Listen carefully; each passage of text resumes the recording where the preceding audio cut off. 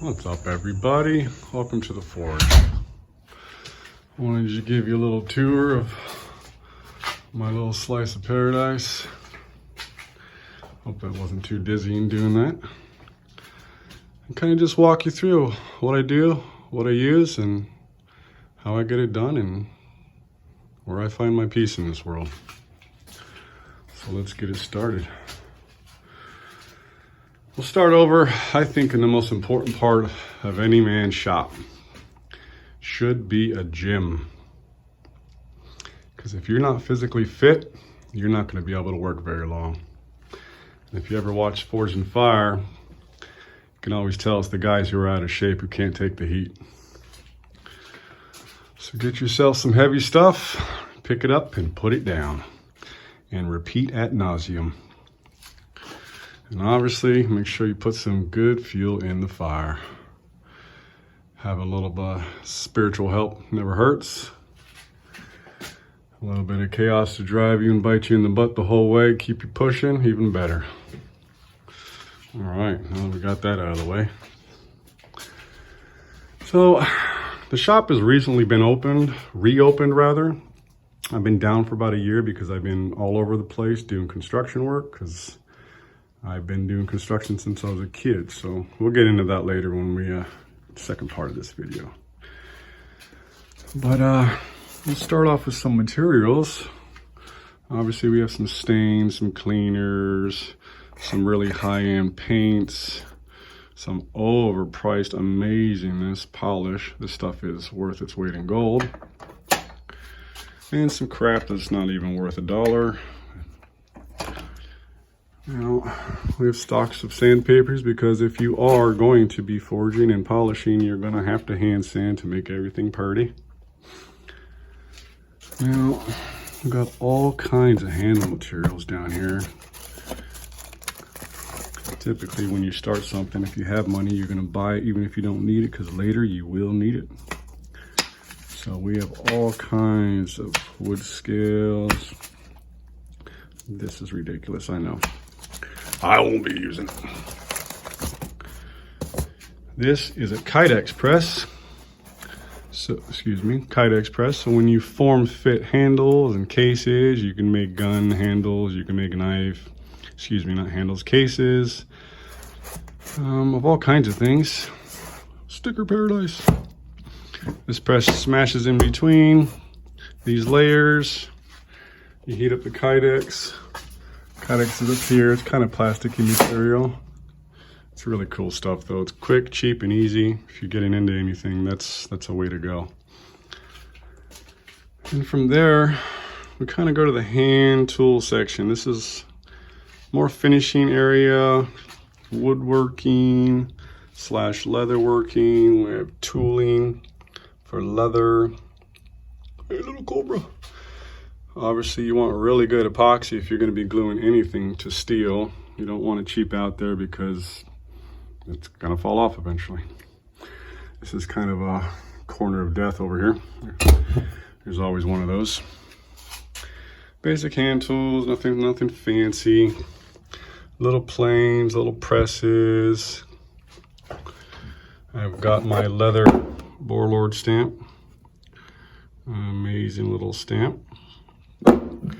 Not cheap, but this will last me my whole life. And if you want a quality stamp, obviously, check out this company. Again, it won't be cheap, but buy once, cry once, right? So that's that. This is just a godsend right here to keep your material from being destroyed by smashing in handles. Some knives in the works. You don't get to see that. Yep, obviously you need respirators when you're in a shop like this because, as you saw, it's not the world's biggest shop, but not small by any stretch. But when I start grinding, this place is full of poison in the air, so you really got to protect yourself as best you can. Check this out. I'm sure you all know Jesse James. Hell yeah, it's handmade by Jesse James. I don't think I've ever cracked a beer with it, but just wanted something from Jesse that I can afford, and that was it. Some drawing knife, or pull knife essentially, but this really hogs wood off of it, handles and everything when you're shaping. Some Japanese style carpentry blades. So Japanese, they have a different technique when they cut. It's more American style. We're a push cut, maybe because we were just structurally bigger people, I don't know, but that's just the way we did it. But in Japan, they're a pull cut, which is way less abuse on your body. And when you're pull cutting, you have way bigger muscles being worked, so it's a lot less work on your body. And these do, at least with me, I cut a lot straighter with these bad boys. This is obviously rough cutting. This is a very fine tooth cutting. Well, either way, you can see what that is.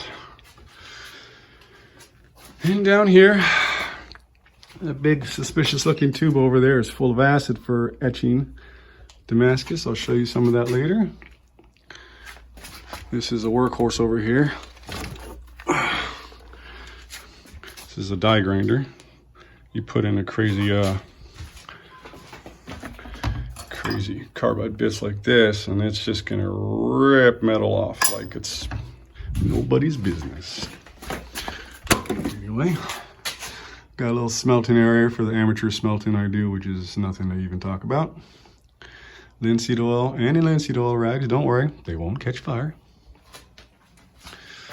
More gem, gotta have more gem. This is something I got from free from a neighbor. It goes up to 210 pounds on the stack, which is, I mean, who wouldn't want that, right? All right, so that is basically the little detail area and the finishing area where everything's a little cleaner, a little more woodworking, a little leather working. I didn't show this little vise. This is a super cheap, simple little Irwin vise, but I put these little oak blocks in it. And you could put pieces of leather and stitch it. I put my handles in there. I put all kinds of it. It's just so useful. And it doesn't mar up the material I'm throwing in there. So that obviously is very important for finishing work, because if I did any of that on my other vices, well, I would have ruined it. All right, let's go over to my workhorse now. This is my 2" by 72" belt sander, belt grinder, sander, whatever. It's made by these fellas right there. It's worth every penny. I've never even bought a different attachment. I've had this thing, I think, since 2015, 14, something like that.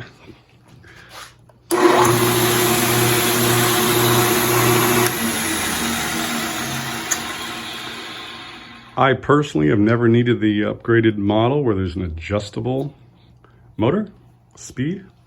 I mean, I could if I wanted to switch the belt over, and that will very much change the speed of the belt, but never needed to do it really, maybe once or twice.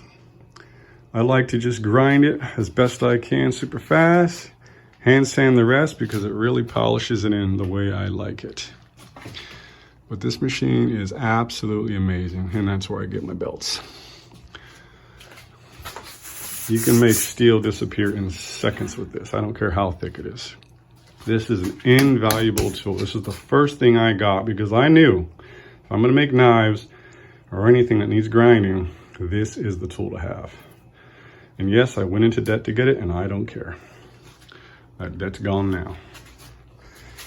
Simple little wire brush and a grinder wheel. I don't ever really use this. I just have this on here because when it gets up to speed, this weight will keep this bad boy going. So to keep extra weight on this side as it's going makes this work 10 times better. And this is a cheapo DeWalt one off of, I think, Amazon. I paid, I think, under $10 for this thing, but this thing's lasted 2 years. It's amazing. I'll never buy another one. This has been fantastic. And got some chrome polish. This you put on, not this belt, a leather belt I'll show you soon. You turn it on and you work it on there, and then when you are polishing steel, literally chrome finish. It's beautiful. So now we have our racks of belts. As you can see, I use my belts until they're essentially prehistoric. All kinds of belts. This is my favorite heavy grit. What grit is this? I don't even remember. It's a 50 grit. So I have a bunch of these. A lot of them are used. I use certain ones. I'll have certain ones for wood, certain ones for metals, and certain ones for aluminums because they clog up the belts. This is the leather belt I was talking about. This thing is amazing. It's essentially as good as it was when I got it. Well, once it got worn in. So I'm pretty sure I'll have this forever, unless it just tears somehow at this seam. You can see how they seam it. But then again, I can fix that too, so it's not really a big deal. So all kinds of belts, all kinds. These are for really getting rid of grinding marks. These really kind of feather it out and make it look beautiful. I don't exactly remember the name of it, but you can see here. So those are my belts for the belt grinder. Again, my workhorse. Next, the spoils of the modern age. This is a 12-ton coal iron press. This thing is beautiful. Thanks to a dear friend of mine, Xander, I love you, I was able to get this with his help, along with a lot of other things I'll show you in this shop. Without him, well, I wouldn't really be a blacksmith. So he's a dear friend in my life. But this press is amazing. It has limits, like everything in life. So forging in here, straight stock. If you want to go sideways with anything, like, let's give you an example here. Use this shitty little thing.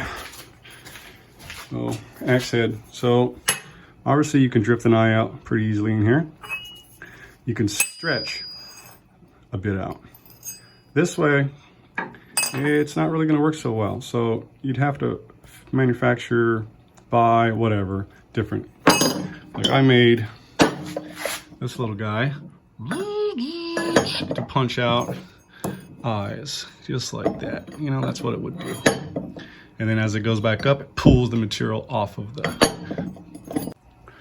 All right, I had to get cut off there because my phone was full of storage. So anyway, working the press, again, 12-ton press, coal iron, pretty badass. So super simple, just on, good old emergency off, and a lever. Very simple, up and down, up and down. Now, when you put this together, if you do it wrong like I did the first time, my down was up and my up was down. So you have to switch it real quick and lose a little bit of oil, which all gets poured into here, which is a big 5-gallon bucket.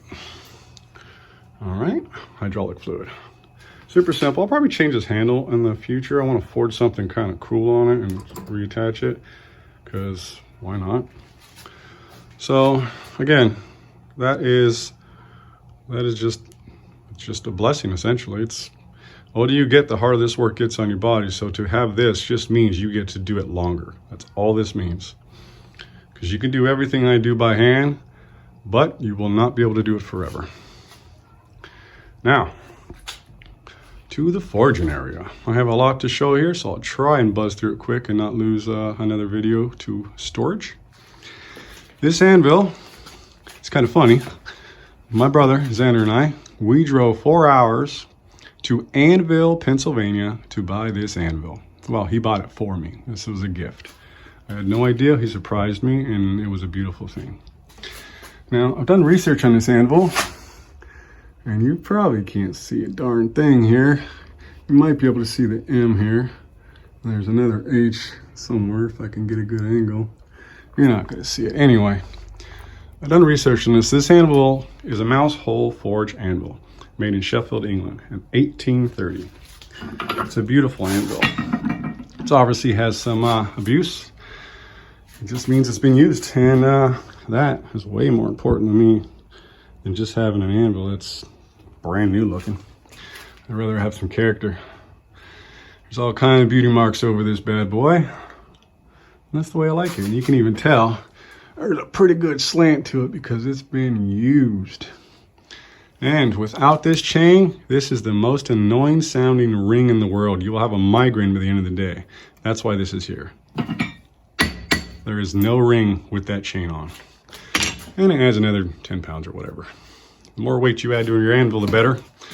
That's why I put the big stump here. I had a 2x12, just bolted it together. Super quick, cheap, easy, simple.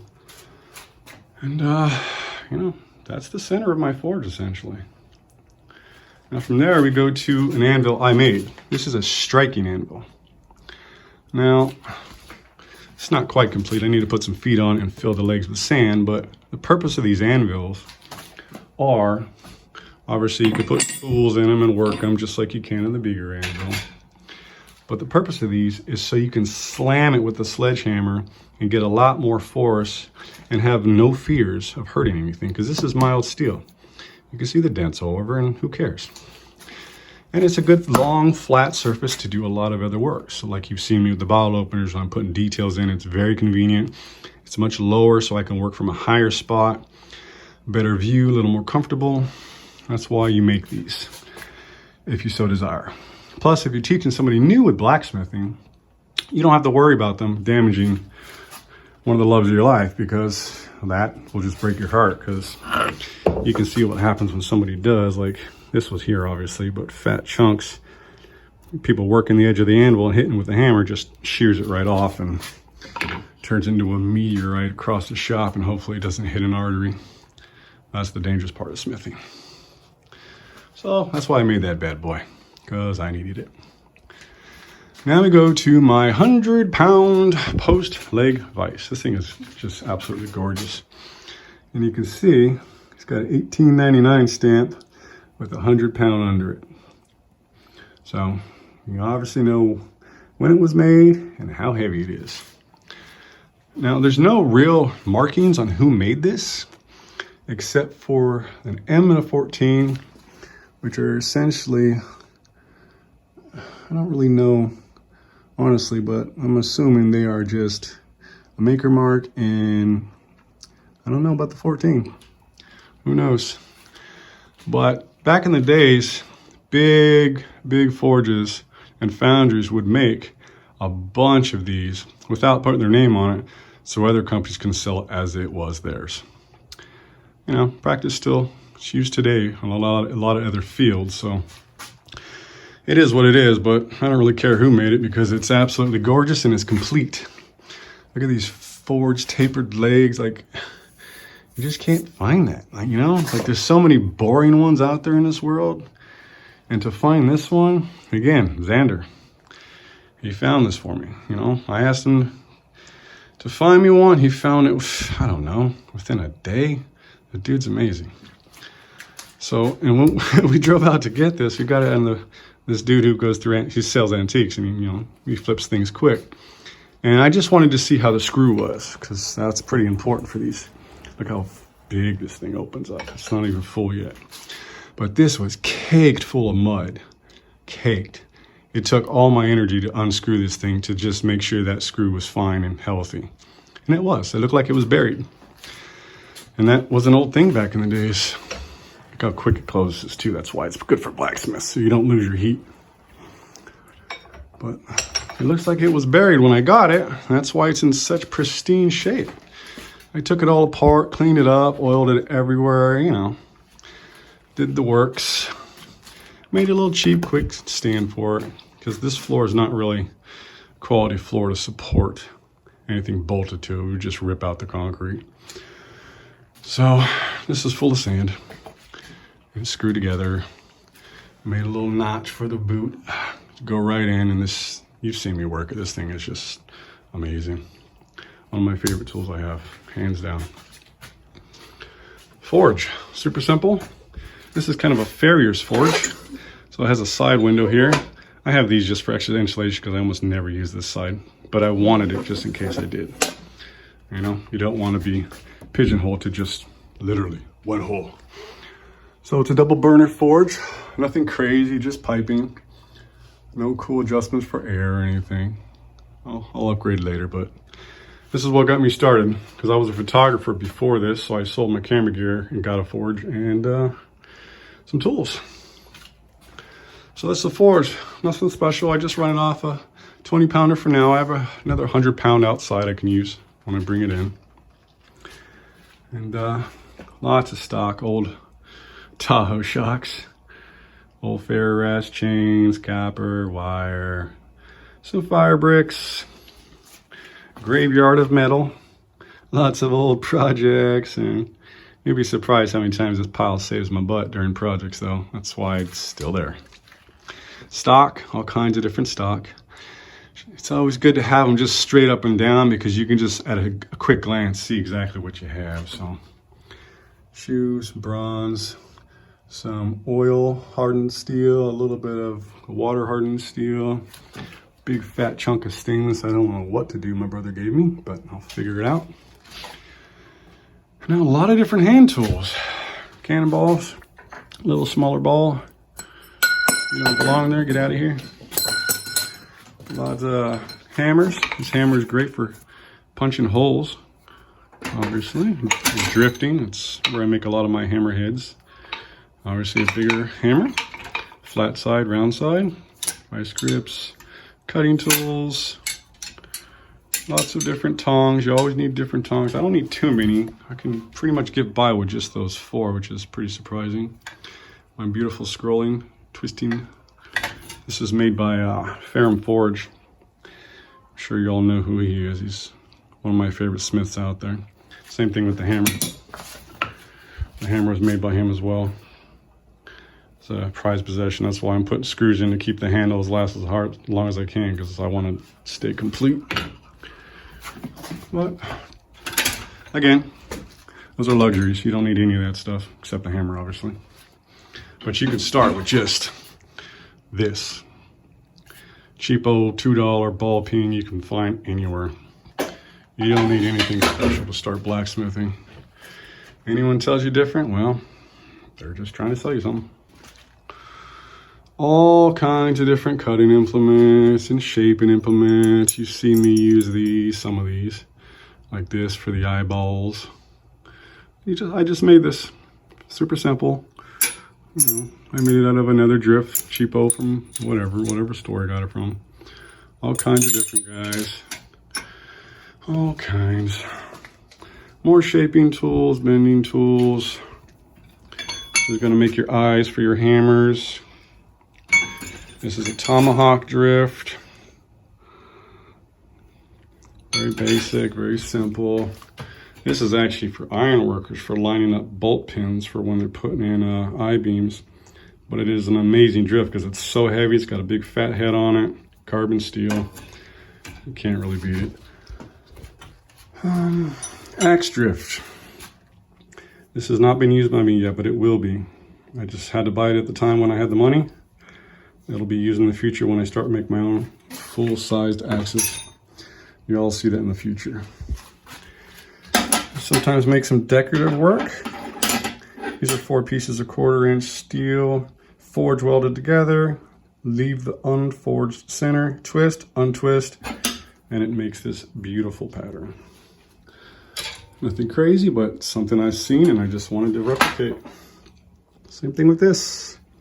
Saw somebody do it, figured I can do it too.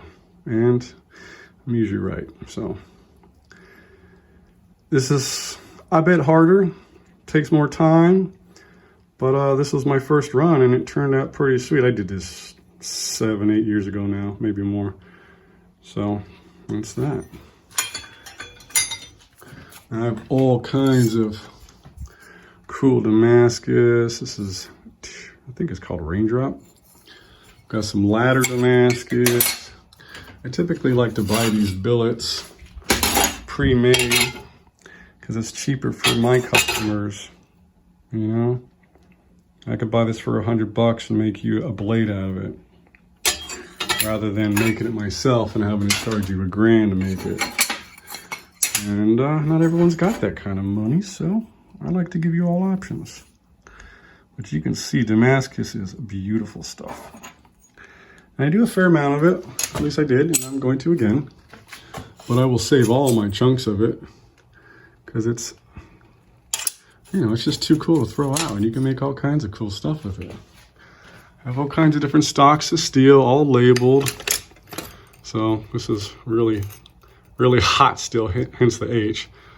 I got some blanks to make my axes, all kinds of different steel. Some billets I've made.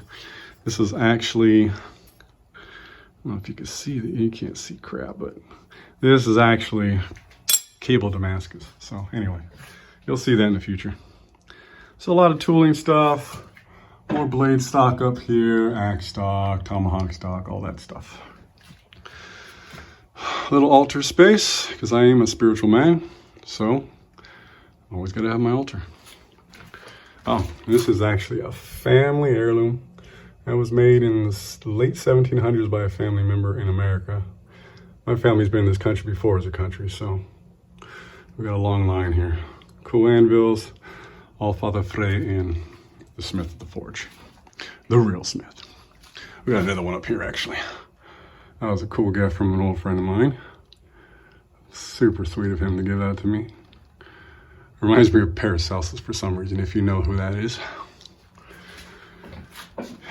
So now let's go to the welding and fabricating area. All right. So we got a Lincoln welder. This is the 140 HD weld pack. Whatever the hell that means. I don't know. It works well for me. That's all I know. A Lincoln helmet, overpriced, works okay. This is my welding gas. It's a mixture because I do MIG welding only in here, really, because I don't have a TIG welder yet. Oxygen and acetylene for my torch. One of my favorite tools. You've seen me use it. It's invaluable. Can really get you out of binds when you don't ever have to just light a forge to do one heat on something like a differential heat you've seen me use on my herb choppers. Now, this bench I had made for me from this company years and years ago. Dan's Custom Welding Tables. You want a good, affordable welding table? Contact them. It's worth it. They did me good. It was cheap. I mean, relatively cheap. These men work hard for a living, and it's metal, it's expensive. But this was pre-COVID, so it was relatively cheap from what I saw from everyone else selling. And it's just been great. I mean, it's been another workhorse. You can weld to it. You can scroll on it. You can make jigs. Like, you can do so many things with this. It's amazing. You gotta have one. Super cheap. Super cheap. Like, this is like $100. This is garbage. I don't suggest buying this. Look at this. It's garbage. Had to get another one already. Our first day back in the shop, this thing just crapped the bed. So whatever. We'll get another one. Steel chainsaw. That's not really part of the shop, but it kind of is when you have to rip down some big material. This comes in handy. Angle grinder. It's obviously a staple in the shop. Squares, all kinds of little hand tools. I've got all kinds of different, you can see I've got a lot of different clamps and everything you need to weld and fabricate to keep things together so you don't hurt yourself, because that's what's going to happen if you don't. I got a little press here for when I do a lot of my fasteners and stuff. I just pull that out. That's its home most of the time because I hardly need to use it. A lot of little different odds and ends down there. Some boxing gloves, which are not important. My chainsaw pants. Router for cutting stuff, because I am a carpenter first, and then I'm a blacksmith. So this would be my fabrication table. Nothing too crazy. Simple. I like to keep my vices on clamps. This is never really going anywhere, but if I need it to, I can pop this off, and have the whole bench to myself so I can make bigger projects. And I don't have to have too much of a hassle. So it's very, you can move it around and do your stuff. So this is essentially my shop, everyone. Oh, got a little boxing bag. No, speed bag over there. My boxing bag I hang up on here when I use it. Oh yeah. And a little bit of solar. Did this myself. A few hundred watts outside pumping in. It's just trickle charging now because it's fully charged. 200 amp hour battery. So if power ever goes down, I can still do some work in my shop and not cry too much about it. All right, everybody. Well, probably gonna get into another part of this video where I get a little more personal so you can get to know me rather than just the shop. So I hope everyone has a great day, and I'll see you in the next one.